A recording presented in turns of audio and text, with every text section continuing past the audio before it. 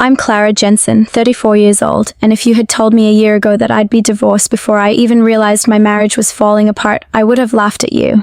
I always believed that love and sacrifice would help me hold on to my family, that every challenge would pass. But that night on Tuesday at 2:47 a.m., I stopped laughing. The house was so silent that I could hear every breath I took. I had fallen asleep on the couch. The TV muted the soft glow of the lamp, casting a light across the living room. I must have been exhausted from the day. I was trying to sleep it off, but that peace didn't last long. Suddenly my phone buzzed on the coffee table. When I picked it up, I expected a message from Ethan asking how I was, letting me know he'd safely arrived in Vegas for his conference. But what I saw made my breath catch. A photo uploaded right before my eyes. Ethan, my husband of 6 years, standing under the neon lights of a wedding chapel in Vegas, holding hands with Rebecca, his coworker. They were holding up their marriage certificate. She had a fake rose bouquet in her hands. Ethan's smile was twisted like a kid showing off a stolen item. Then the words appeared. Just married Rebecca. Been sleeping with her for 8 months. You're pathetic, bro. Your boring energy made this easy. Enjoy your dull life. I stared at the screen, feeling like a jolt of electricity ran through me. My hand trembled, but only for a second. Strangely, I felt nothing. No tears, no anger. Just an empty, hollow feeling, as if I was standing outside my own body. I stared at the message, trying to process the truth. Then I typed one word: calm. I put the phone down on the table, feeling a mixture of emotions I couldn't put into words. My heart was pounding, but not from pain. I didn't cry, I didn't scream. I didn't even feel what I thought I would feel. In fact, I felt nothing but that hollow emptiness. The room was silent except for the soft hum of the air conditioning. I sat there alone in the stillness of the night. Suddenly that numbness became something tangible. It felt cold, a type of detachment I couldn't ignore. I wasn't the kind of person to crumble under this. I knew what I had to do. I couldn't let this happen anymore. I had always thought that if I faced betrayal, I wouldn't be able to stand up. But now I realized that it was time for a change. I needed to take back control of my life, not let anyone, especially Ethan, make me feel worthless. He was gone, but I wasn't going to let him take everything from me. The first thing I did was open my phone again, but not to look at his messages. Instead, I looked at the financial accounts we shared. Everything was under my name. I had always managed our finances. Ethan had only been authorized to use my accounts. Now he had destroyed everything. I wasn't going to let him continue to manipulate what I had built. Click, I deleted his credit cards. Click, I removed his access to our joint bank accounts. It was satisfying to know I wasn't depending on him anymore. These decisions weren't just to protect me, they were my way of asserting that I could live without him. But I didn't stop there. I called a locksmith. I wasn't going to give Ethan even a minute to return to this house. An hour later, the locksmith arrived, and within minutes the locks were changed. Everything belonging to him was locked out. No way back. The feeling of holding the new keys in my hand was strange. Part of me felt like I was doing something extreme, but the rest of me was filled with satisfaction. This was the first step in my fight, and I wouldn't stop until everything was right again. The next morning, I couldn't shake the feeling that everything had changed. But I refused to let myself wallow in confusion. I knew life wouldn't be easy, and Ethan wasn't the only one who could make things difficult for me. When the knock came at the door, I didn't feel scared, only tired yet determined.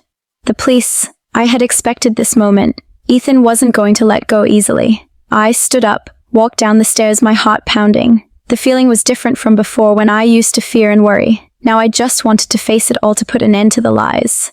I looked through the peephole and saw 2 figures standing outside, one older man with silver hair and a younger one who looked serious but impatient. I opened the door. "Hello, ma'am. We received a call about a family dispute. Your husband claims you've locked him out of the house," the older officer said, his voice calm but firm. I didn't flinch. "My husband," I replied flatly, no emotion in my voice. I hadn't called him my husband for a while. Every time I thought of him, I remembered the lies, the coldness, the betrayal. That man no longer existed to me.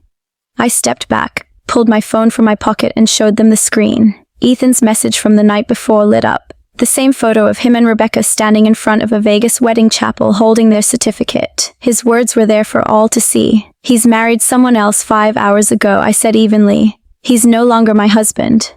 The 2 officers exchanged glances. The older one looked at me, then at the screen, his expression unreadable. The younger one looked uncomfortable. The officer's radio crackled and I could hear a woman's voice on the other end. Probably Ethan's mother. I didn't care. I had no interest in their side of the story anymore. "This isn't a matter for us," the older officer sighed, responding into his radio. If she's married to someone else, it's understandable she doesn't want him back in the house. He paused. We can't force her to let him in. The two officers looked at each other, nodded, and left. I didn't feel a sense of relief. I didn't need their approval. I just needed to know that I had done the right thing. This house was mine now, and Ethan had lost his right to it. When they left, I stood still staring out the window, feeling the warmth of the sunlight creeping into the room. This house now was no longer just a house, it was a symbol of my independence. A new chapter that I was ready to embrace.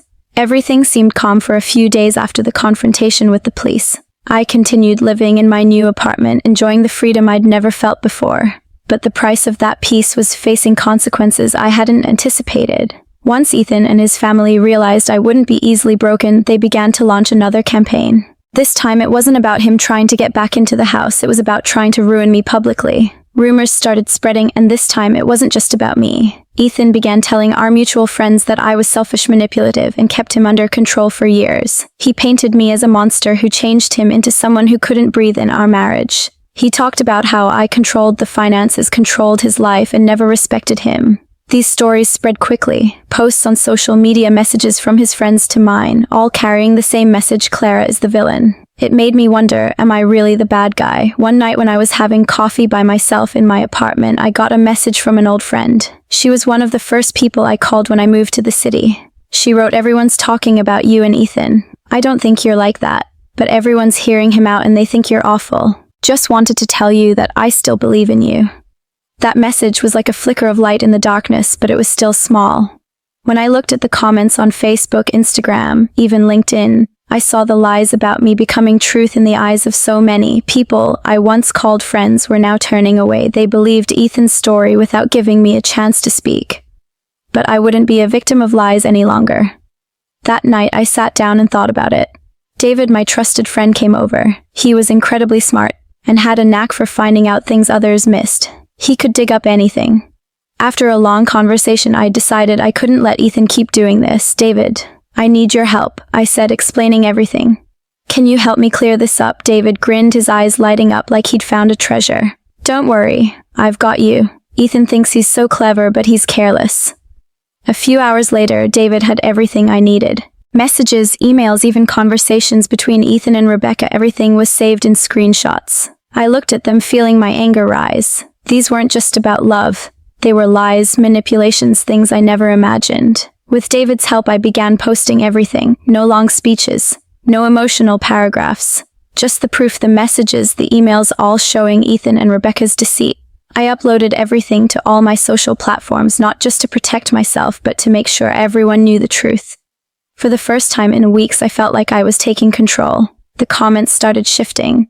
People who had believed Ethan's story began to realize what had really happened. The day of the divorce trial arrived. I wasn't nervous anymore. I was done with being afraid. Done with wondering whether I'd come out on top or not. I had prepared for this moment, and this time I wasn't going to be caught off guard.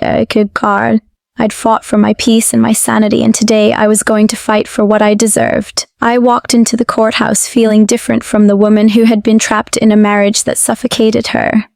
This time I felt strong, no longer a victim. I had faced the betrayal, I'd taken back control, and now I was ready to move on. This trial was just another step in reclaiming the life that was rightfully mine. Miranda, my lawyer, stood by me, unwavering and confident. She had been a rock throughout this process, helping me navigate the legal battles and emotional minefields. Today, I knew she would help me win this. Ethan arrived with Rebecca, his new wife, walking behind him like a shadow. She looked at me with that smug, arrogant smile, the same one that had haunted me for months. But I wasn't going to let her or Ethan get to me anymore. I kept my gaze steady on Ethan, watching as his nervousness began to show.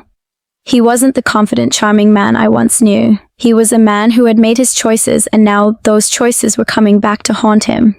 As the trial began, I couldn't help but notice the contrast between us. Ethan had his lawyer, a polished man in an expensive suit, trying to spin the narrative in his favor.